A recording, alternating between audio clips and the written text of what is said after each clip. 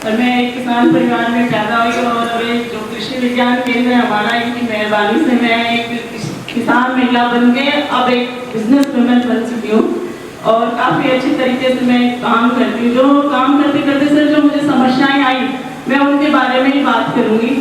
Sir सबसे पहले तो एक महिला होती है, जो किसान महिला होती है, उसका कुछ अपना होता नहीं, बराबर काम करती है खेत में, लेकिन ना तो उसके नाम जमीन होती है और ना कुछ होता है। तो जो हमारी योजनाएं हैं जो महिलाओं को मिलती है, जैसे लोन लेने वाली हो तो इन योजनाओं को इन शर्तों से अलग किया जाए ताकि एक महिला अपना लोन लेके काम कर सके।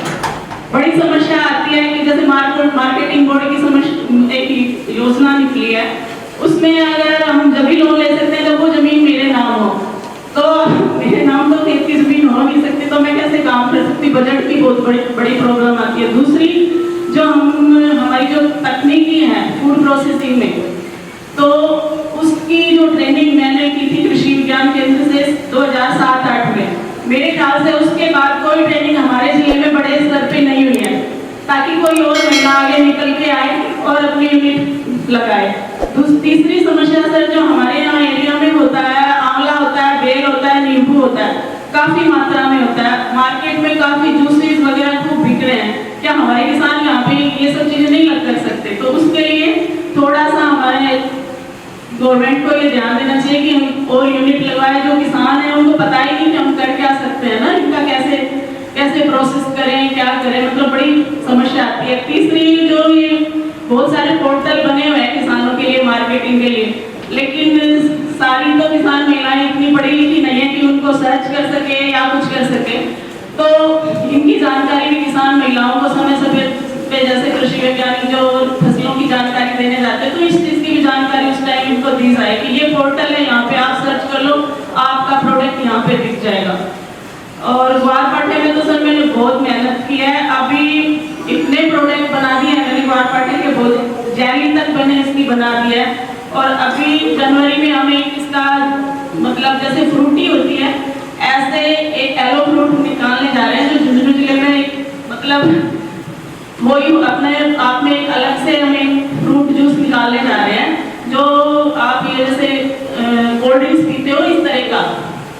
और जहाँ तक देखा जाए सर किसान की ही सारी चीजें आयुर्वेद से लेके एलोपैथिक की दवाओं में किसान के खेत से ही सारी चीजें जाती हैं, लेकिन किसान को पता ही नहीं कि इनकी वैल्यू क्या है, या मतलब इन चीजों को मार्केट में आगे करवाने का एक बोर्ड बनाए या कुछ भी करे कि भाई किसान वहां जाके अपना सामान दे दे और करवाए। और एक बड़ी बड़ी जो यूनिटें लगी हैं जैसे पतंजलि है, हम सौभाग्यशाली हैं आज कि हमारे अध्यक्ष महोदय हमारे किसानों की बात खुद सुनने के लिए हमारे बीच में आए हैं।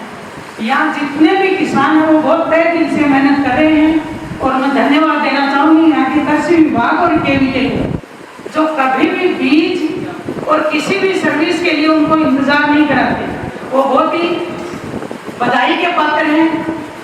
तो मेरा तो 2-3 सुझाव हैं, ज़्यादा लंबा कोई भाषण नहीं है। मैंने 98 से ऑर्गेनिक एग्रीकल्चर पे काफ़ी काम किया है। आज भी 1000 किसान हैं जो जैविक कर रहे हैं, उनको सर्टिफिकेशन से लेके और मार्केट लिंकेज तक प्रोवाइड करवा रहे हैं। तो मेरा अनुरोध है कि भाई जैसे बजट पूर्व चर्चा में भी मैंने वहाँ सुझाव दिया था कि किसानों के लिए कृषि का बजट अलग होना चाहिए, कृषि का बजट अलग और उसी के साथ जैविक खेती का जो बजट है वो भी अलग से होना चाहिए, क्योंकि किसान बहुत सारे किसान हैं जो जैविक खेती कर रहे हैं और मार्केटिंग की यूनिट भी उन्होंने अपने खेत पे लगा रखी है। पूरा जो इनपुट्स है वो भी अपने खेत पे तैयार कर रहे हैं। तो मेरा एक तो सुझाव ये है कि जो इनपुट है जैविक का उनको सर्टिफाइड करवाया जाए, जो किसान ऑलरेडी वहाँ अपने खेत पे तैयार कर रहे हैं। जैसे स्प्रे के रूप में जितने भी 6-7 प्रोडक्ट किसान अपने खेत पे तैयार कर रहे हैं और बहुत सलीके से वो काम कर रहे हैं, जैसे देवसर है, कारी है, काफ़ी जगह मैंने विजिट की है। तो एक अनुरोध है कि जैविक का जो भी इनपुट है उसको सर्टिफाइड करवा के जो अपन यूरिया DAP जितने भी केमिकल जो दे रहे हैं उसके साथ जैविक इनपुट भी साथ में क्रय विक्रय विभाग में रखा जाए ताकि किसानों को सुविधा अनुसार जैविक खेती करने के लिए सपोर्ट मिल सके। दूसरा ये है कि जैविक खेती जो कर रहे हैं किसान, सरकार का 3 साल का प्रोजेक्ट रहा, 3 साल में उन्होंने उस प्रोजेक्ट को बंद कर दिया तो किसान फिर जीरो पे आ गया। तो मेरा आप लोगों से अनुरोध है कि जैविक खेती का जो प्रोजेक्ट है वो रेगुलर रहना चाहिए ताकि मार्केट से जुड़ने के लिए उनके दिक्कत नहीं है। भाई किसान ने 3 साल किया और फिर जब गवर्नमेंट ने अपना प्रोजेक्ट विड्रॉ कर लिया, जैसे RKVY में, RADP में, वो दोनों योजनाएं बहुत सराहनीय योजनाएं थी, लेकिन 3 साल के बाद में ये योजना बंद हो गई। तो मेरा आप लोगों से निवेदन है कि वो ऐसी योजना को दोबारा लागू किया जाए और वो नियमित रहे। ये नहीं कि उसकी सीमा नहीं है, क्योंकि आने वाले समय में जो है वो जैविक खेती का समय लगभग तो आ चुका है।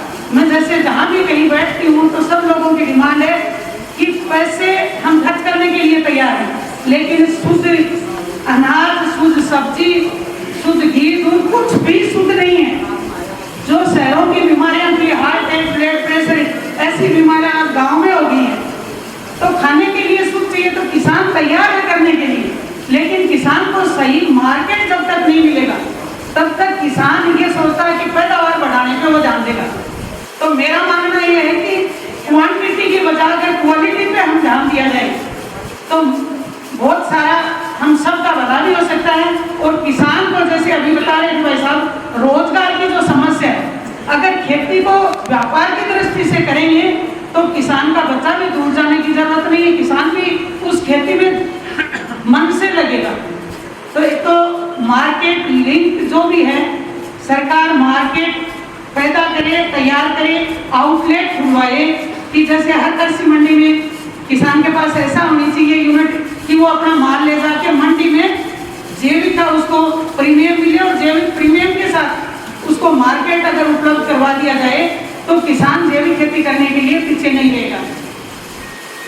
तीसरा ये कि जैविक खेती सर्टिफिकेशन से लेकर मार्केट लिंकेज तक एक पूरी प्रक्रिया का एक अगर कानून बन जाए तो किसान जो जैसे किसानों को मोटिवेट करते हैं तो उनका मानना रहता है कि जैविक खेती तो कर लेंगे सुविधा जी, पर खरीदेगा कौन? हमारे पास जैसे बिचौलिए हैं तो वो किसान से खरीदेंगे, वो अपना मुनाफा लेंगे, फिर वो अच्छे दामों में बेचते हैं। लेकिन अपना उद्देश्य ये है कि किसान जो बेच रहा है, किसान को उसके खेत से लेने वाला खरीदार खुद हो, ताकि बिचौलियों की पट्टा कम हो और बिचौलियों के बजाय जो बेनिफिट मिलना है वो रियल में ग्रास रूट लेवल पे किसान को मिलना चाहिए। ये मेरे आप लोगों से अनुरोध था। हम सौभाग्यशाली हैं कि आप सब लोग हमारी बात सुनने आए। सारे किसान भाइयों को, सारे पत्रकार बंधुओं को और कृषि विभाग का मैं विशेष आभार व्यक्त करना चाहूंगी कि हम जैसे कार्यकर्ताओं को आगे लाकर बोलने का मौका देते हैं। एक बार सभी का पुण्य धन्यवाद। मेरा सुझाव है कि सर दोनों जिले में नींबू और पेड़ ये राइटर बागवानी हो तो अठे को मौसम थोड़ा महंग को है, सर्दी ज़्यादा पड़े, नींबू का काम लेट आवे तो जुलाई नींबू तैयार बैठे, जुलाई मन पाओ मिले नींबू। मौसम भी अठे के वातावरण में ज़्यादा कामयाब है तो अनुदान के मायने मौसमी और खजूर ये लिया जाए। जैसे कि एक ही मौसम भी आजकल जूस में बिके बहुत गुना बिकती है, कोई दिक्कत नहीं आती। और साथ में जो अपने जिले में बगीचा लग रहे हैं, माने बढ़े जाए बगीचे के ऊपर ही आपकी कोई ऐसी मशीन दिलवाई जाए जिससे वो जूस है, पील को जूस है, मौसमी को जूस है, अनुदान पर मशीन मिल जाए, बढ़ेगी को निकाल के बेचे तो वे में 2 रुपया और ज़्यादा मिल जाए किसान में, मार्केटिंग में ज़्यादा लोग में लेके जाए, ज़्यादा भाव पर मिले। एक ही निवेदन है कि जुलूम जिले में जो पंजीकृत प्राइवेट नर्सरी है वहाँ से भी किसानों ने अनुदान पर पौधा दिलवाएगा। धन्यवाद। जो किसान आयोग का अध्यक्ष गवर्नमेंट ने चुना है वो बिल्कुल वो फिट होता है, क्योंकि वो किसान हैं, जमीन से जुड़े हुए हैं, इसमें नो डाउट। और पहली बार मेरे को ये लग रहा है कि भाई किसानों की बात सुनने के लिए खुद हर जिले का मुझे दौरा होगा। और गवर्नमेंट ने भी बहुत अच्छा काम किया है, क्योंकि किसानों के लिए बजट पूरे इंडिया में अगर भारत सरकार के हिसाब से देखें तो एक अलग से बजट की सोच बहुत अच्छी है और लंबी दूरी की सोच है। क्योंकि किसान एक ऐसी चीज़ है उसमें हमेशा प्रकृति की बात होती रहती है, मीटिंग भी होती हैं, लेकिन उसको धरातल पे उतारने के लिए फीडबैक जरूर लेते हैं, लेकिन उतारने में बहुत समय लग जाता था। एक पीढ़ी पूरी की पूरी आधी से ज़्यादा कट जाती है उसमें। आपने जो तारबंदी का जो स्कीम है बहुत अच्छी है। इसमें थोड़ी सी दिक्कत ये है कि 400 मीटर की दूरी दे रखी सर, क्योंकि किसान 800 मीटर तक अपन इसकी दूरी रखे तो भले उसकी 400 मीटर हो, चाहे 300 मीटर हो, 500 मीटर हो, तो अपनी पूरी खेत की तारबंदी में उसकी दिक्कत नहीं आती।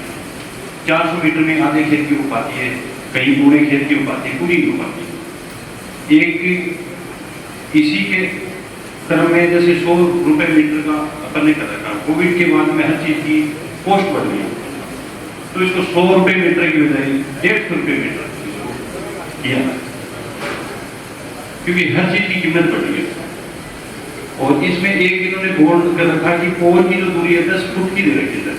ये 10 की बजाय 15 फीट भी करेंगे तो उसमें किसान का भी रुपया कम लगेगा और वो उसमें ठीक रहेगा। उसमें 10 फुट की बजाय 15 फीट करेंगे तो कोई इसमें वो बॉन्ड नहीं है। एक भारत बॉन्ड की सर बहुत अच्छी स्कीम है, अच्छी नहीं बहुत अच्छी स्कीम है। इसमें 90,000 रुपये का अनुदान है। इसकी कॉस्ट बेर के अनुसार अपन इसको 1.5 लाख रुपये करें, क्योंकि ये 2.25 लाख वर्तमान में अपन करें तो 2.25 लाख रुपये से ऊपर की कॉस्ट आती है। पहले 100 रुपये मीटर में आता था इसका, जो अपन मल्चिंग है वो 100 रुपये मीटर में आती थी। आज इसकी कॉस्ट हो गई 140 रुपये 50 रुपये मीटर ले रहे हैं। जो 5 लेयर की अपन लेते हैं तो वो जस्ट इससे ज़्यादा होगी, तो इसका अनुदान अपन 1.5 लाख रुपये, जो 90,000 की बजाय 1.5 लाख रुपये करें तो इसमें भाई किसान की ज़्यादा लोड नहीं पड़ेगा।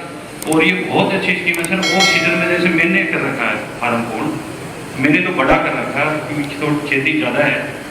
ऑफ सीजन में पानी इसमें भर लेते हैं तो एकदम से उसमें दिक्कत नहीं आती, क्योंकि 5 घंटे की लाइट में 1 या 1.5 लाइन अपन कर पाते हैं। मुझे खुशी है आज कि आज हमारे चौथा कृषक संवाद दोनों में कर रहे हैं। मैं सबसे पहले तो आप लोग भारी संख्या में यहाँ पधारे, इसके लिए आपका बहुत बहुत हार्दिक स्वागत और अभिनंदन। हमारे लोकप्रिय मुख्यमंत्री जी ने इस 2022-23 के बजट में हमारा कृषि का अलग से बजट रखा है। उनकी इच्छा है कि हमारे प्रदेश का अन्नदाता जिसकी क्या समस्या है उन समस्याओं के बारे में आप पता लगाएं और बजट से पहले आप हमें बताएं, जिससे हम किसानों की समस्याओं का समाधान करें। किसान को अन्नदाता का है और हिंदुस्तान कृषि प्रधान देश है। हमारे देश की अर्थव्यवस्था कृषि पे आधारित है। आज हमारा मुख्य उद्देश्य है कि हम आपके बीच में आए और आपसे सबसे सुझाव लें और उन सुझावों को सुन करके मेरी इच्छा है कि मैं दिसंबर तक हमारा प्रतिवेदन पेश करूं, प्रस्तुत करूं सरकार के सामने, जिससे आने वाले बजट में मार्च में 2023 का बजट आए, 2023 का बजट आएगा, उसमें उन समस्याओं के समाधान के लिए वो कोशिश करें। आज मैं जिस तरीके से आप लोग की मैंने सूची में लिखा भी है, मेरे सामने करीबन 30-35 किसानों ने अपने सुझाव दिए हैं। वो सुझाव हमने लिखे भी हैं और मेरे साथ जितने भी विशेषज्ञ हैं ये अपने अपने विषय के विशेषज्ञ हैं। इनसे मैं जब भी जाकर के राय मशुरा करता हूँ और जब भी हम आते हैं तो मैं इनसे पहले ही कह देता हूँ कि अपने विषय संबंधी जितने भी आपके पास समस्याएं हैं, सुझाव आते हैं, उनको आप लिखें और उन समस्याओं का समाधान हम कैसे कर सकते हैं तो वो सुझाव करने और समस्याओं का समाधान करने की कोशिश करें। इसी उद्देश्य को लेकर के हम आप आज के बीच में हमारे देश के अंदर पहले जो खेती होती थी और अब खेती हो रही है उसमें बहुत बड़ा परिवर्तन हो रहा है। लेकिन हम मेहनत तो बहुत करते हैं, लेकिन हमको उसका उतना फायदा नहीं मिलता। मुझे 2008 में सुमित्रा जी और मैं दोनों ही इजराइल गए थे। वहाँ हमसे ज़्यादा मेहनत नहीं करते हैं, लेकिन मैंने वहाँ देखा कि वहाँ के लोगों में अनुशासन है, और अनुशासन होने के नाते वहाँ आप देखोगे कभी जाने का मौका मिले, और मुझे भी सम्मान्य गहलोत साहब ने कहा है कि आप कम से कम 50 किसानों को इजराइल लेके जाएं, जिससे हमारे किसानों को पता लगे कि हम कृषि में कैसे सुधार कर सकते हैं। तो मैं जब भी जाऊंगा आप लोगों से राय मशवरा भी करूंगा, और ज़्यादा से ज़्यादा मेरे किसान भाइयों और बहनों को ले जाने की कोशिश करूंगा। आज हमारे को जितने सुझाव दिए, उन सुझावों के अनुसार हम सारे के सारे आपका ये दे रहे हैं, और ये सारे सुझाव हमारे पास हैं।